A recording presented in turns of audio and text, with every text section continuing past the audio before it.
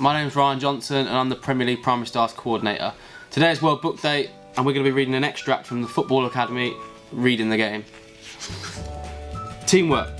Ben could see what Ryan was going to do before he did it. He knew how his friend liked to play football. Ryan would trap the ball, then look up, ready to play it forwards, to his left foot or to his right. He always did that. So Ben sprinted up the pitch, his arm in the air, shouting, "Ryan!" And just as he thought, Ryan controlled the ball and played it forward to Ben's feet. Now Ben had three options: run with the ball, pass it back to Ryan, or play in another teammate who was moving forward too. Ben knew he would be moving forward.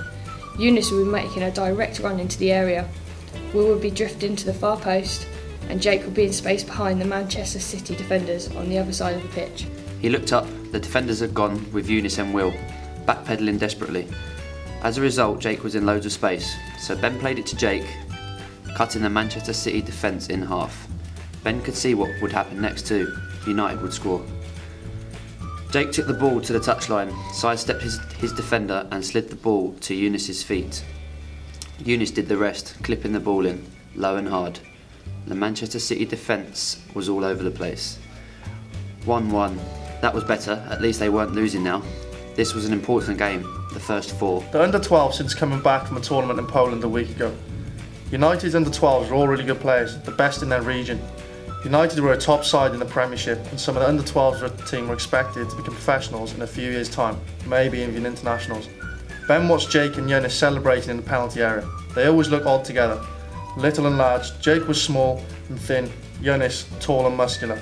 The two of them turned and did thumbs up to Ben. Ben smiled. He loved playing with these two. He knew their game so well. They were good players, always in the right place at the right time. Then Ben looked at the parents, a row of figures in cagoule and jumpers on the far side. They were standing behind a narrow bar that ran along the length of the pitch, on the opposite side to the United coaches and substitutes. Then Ben saw his own family, his mum standing behind the pushchair, the baby, Tom, all wrapped up, his brother and sister, Cameron and Molly, laughing and waving. Ben's mum waved to him and grinned.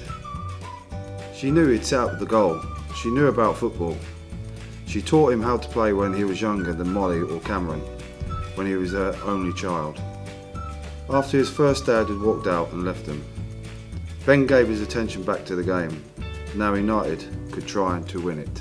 They'd been a goal down since the first minute, when James, the central defender, had made a terrible mistake, letting one of the Manchester City attackers break into the penalty area, unmarked. It was so out of character for James to let something like that happen, but Ben knew that everyone made mistakes. Even the team's best player, which James definitely was, as well as being the son of a former England international. Manchester City retrieved the ball for the kick-off. There were 10 minutes left. Ryan came over to Ben. "Nice one, Ben," he said. "That ball you played to Jake, not bad."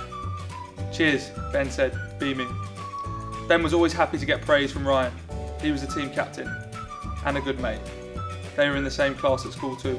Sometimes Ryan could be a bit mean to other players, but recently, since United had been back from Poland, he'd been a lot better, less likely to make trouble. But Ben knew he had to focus on the game. It was still 1-1. Manchester United were about to kick off. United could still win it, or lose it. Sunday the 27th of November, United 1, Manchester City 1. Goals, Eunice. Bookings, Craig and James. Under 12's managers marks out of 10 for each player. Thomas 6, Connor 7, James 4, Ryan 6, Craig 5, Chi 6, Sam 7, Will 6, Jake 7, Eunice 7, Ben 7. Big brother. After the final whistle, the parents were allowed to talk to the boys. Ben's mum come over immediately and hugged him. Then Molly hugged him. And Cameron. Tom had fallen asleep, but Ben touched his face. "Well played, Ben," Mum said. "You were the man of the match today." "Thanks," he said, trying not to let her hug him. He was shocked. His mum was always supportive, but she'd never said that before. Not in all his 30 or 40 games for United over the last 3 years. If she'd said it, she meant it. Mum looked at her watch. "I'm sorry though, love, I need to be off in 5 minutes." This was not new. After home games, Ben's mum sometimes had to go to work at a cafe in the town centre. She brought the kids to watch the game and then Ben had to take them home. And sort their food out and entertain them all afternoon. Fine, Ben said.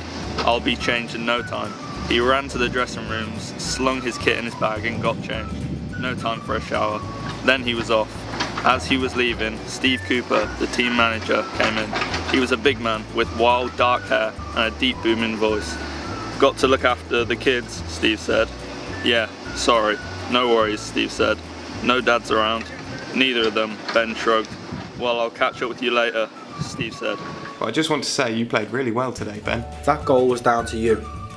All that hard work you've been doing in training is really paying off, isn't it? Ben nodded, smiling. Go on, Steve said. Go. Ben raced outside. Molly and Cameron flung themselves at him, just as his teammates were trooping back from the pitches. Ben loved this, having two younger siblings who worshipped him in front of all his friends. His mum handed him the house keys and turned the pushchair round for him. Thanks, love, she said. It was only a 10-minute walk to get the kids home.